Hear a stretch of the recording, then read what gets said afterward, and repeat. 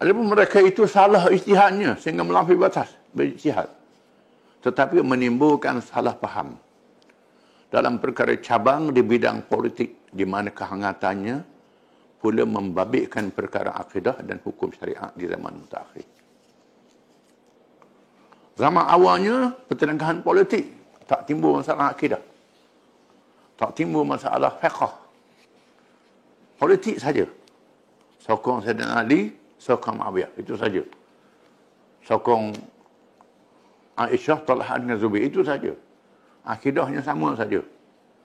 Fiqhnya sama saja, sembahyang tak tinggal. Kepahamannya ialah paham salaf. Masih tak ada lagi Asy'ariyah Maturidiyah ni. Kita kena faham juga, ada orang tu sampai mati-mati pertahankan Asy'ariyah Maturidiyah ni.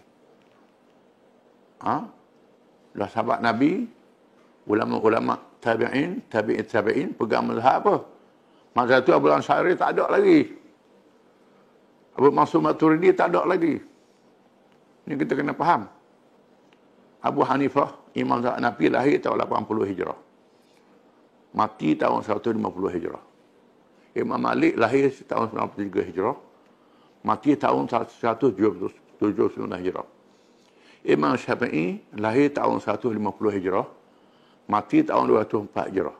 Imam Hanbali lahir 164 Hijrah. Mati 241. Abu Hasan Asy'ari lahir tahun 260. Mati 324. Macam Asy'ariyah tak ada lagi. Tak timbul sifat 20, sifat berapa nafsiyah, ma'ani, maknawiyah, salbiyah, tak ada lagi masa itu. Jadi siapa duduk mati duduk balah ki Asy'ariyah Maturidiyah ni, kena bacalah sejarah. Dan saya harap supaya tuan guru kita dengan ustaz-ustaz ni jangan baca kitab akidah saja, baca kitab tarikh sejarah kena baca. Kena baca kitab asanid, tahu tahun berapa ulama-ulama ni lahir. Jangan duduk berkelahi. Sunni, Syiah, Ibadhi. Kita kena sedar. Contohnya Ja'far As-Sadiq yang mazhab Syiah itu dia lahir tahun 80 Hijrah. Dia mati 148. Imam Abu Hanifah sempat mengaji dengan dia. Zaid bin Ali lahir tahun 76 Hijrah, mati 122 Hijrah. Sempat mengaji. Imam Syafi'i, Abu Hanifah sempat jumpa dengan orang ni. Tengok ulama-ulama, Musa Al-Kazim. Abdullah bin Ibad, dia lahir zaman Muawiyah. Sempat dengan sahabat-sahabat. Dia mazhab Khawarij. Politiknya Khawarij, akidahnya salaf. Itu kena faham. Akidahnya salaf. Masa itu tak ada lagi Asy'ariyah, tak ada lagi Maturidiyah. Bahkan terdapat ulama-ulama yang mutaakhir. Imam Nawawi contohnya. Imam Ibn Katsir yang terkenal tafsir itu. Fiqh mazhab Syafi'i, akidah mazhab salaf. Imam Nawawi. Nawawi dia lahir kemudian lagi. Imam Nawawi 631 tahun lahir dia. Kediang pada Abu Hasan Asy'ari ratus-ratus tahun. Tapi dia tak ikut Asy'ariyah, dia ikut mazhab salaf. Ibn Katsir betul-betul ikut mazhab salaf. Imamul Haramain, fiqh mazhab Syafi'i. Imam Ghazali, fiqh mazhab Syafi'i. Akidahnya mazhab Asy'ariyah. Begitu. Abu Bakar Al-Baqillani, fiqhnya mazhab Maliki. Akidahnya mazhab Asy'ariyah. Begitu.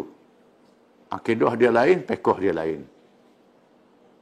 Tasawuf itu juga. Abu Hasan Asy-Syadzili. Dia duduk di Mesir macam-macam mazhab, Syafi'i, Hanafi, Hambali, Maliki. Anak Naqsyabandi, tariqah Naqsyabandiyah. Duduk Asia Tengah, banyak orang mazhab Hanafi, fiqh Hanafi, tariqahnya Naqsyabandi. Ada orang Ahmadiyah, tariqahnya, tapi fiqhnya mazhab Syafi'i, mazhab ni. Kena faham, jangan kita jadi bolong angok, bercilaru habis. Berlawan, berkelahi antara satu sama lain. Kita kena tahu tarikh ulama-ulama ini. Kena faham. Ekoranya dari peperangan tersebut menimbulkan golongan yang ta'assub pada Sayyidina Ali radhiyallahu an yang dipanggil Syiah. Dan mereka yang bersama Muawiyah radhiyallahu anhu yang durhaka burah menentang khalifah dan imam yang sah mengikut hukum Islam yang termasuk kalangan khulafa Rasyidin. Pokok ni kata dia ahli sunnah. Sedangkan yang ikut Sayyidina Ali ni bukan Syiah mereka. Bukan di sana Sufyan Ats-Tsauri. Sufyan Ats-Tsauri ulama tabi'in. Ulama tabi'in. Sufyan Ats-Tsauri dia sahabat Sayyidina Ali. Dia ulama tabi'in. Tabi'in. Kemudian ada Sufyan Ats-Tsauri. Dia dulu pada Abu Hasan Asy'ari lagi.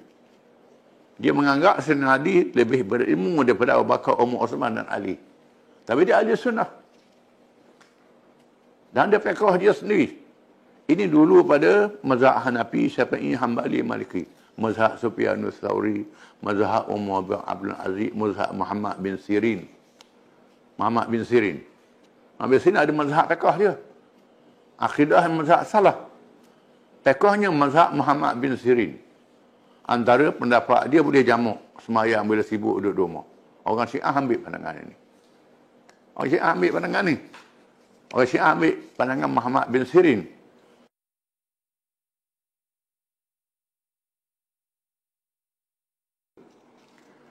Dan Abu Hasan Asy'ari ni pula ada 3 peringkat dia. Yang pertama, dia terpengaruh dengan Mu'tazilah. Yang kedua dengan ilmu kalam. Menggunakan mantik dan falsafah untuk berhujah dengan Mu'tazilah. Yang ketiga, dia kembali ke pandangan salaf. Berpegang pada zahir ayat-ayat Quran. Ini nyata dalam kitab Al-Ibanah karangannya.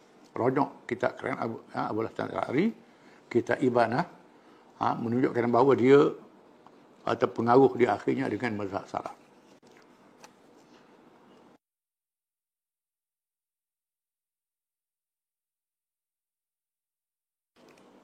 Di Abu Hasan Asy'ari, dia tahun ke-300 Hijrah.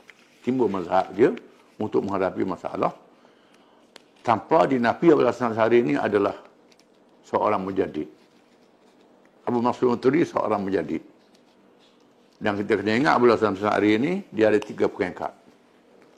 Yang pertama, peringkat dia ikut Mu'tazilah. Ikut ayat tiri dia. Dia fikir-fikir, dia berdebat dengan ayat tiri dia. Mazhab Asy'ariyah, mazhab ilmu kalam. Kemudian zaman mutaakhir, dia ikut mazhab salaf. Abu Hasan Asy'ari. Ada kitab dia, Al-Ibanah, nama kitab dia. Baca Al-Ibanah ni.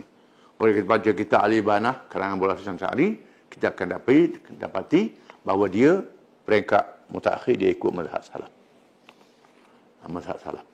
Dan saya harap supaya tuan guru kita dengan ustaz-ustaz ni jangan baca kitab akidah saja, baca kitab tarikh sejarah kena baca. Kena baca kitab As-Sanid, tahu tahun berapa ulama-ulama ni lahir.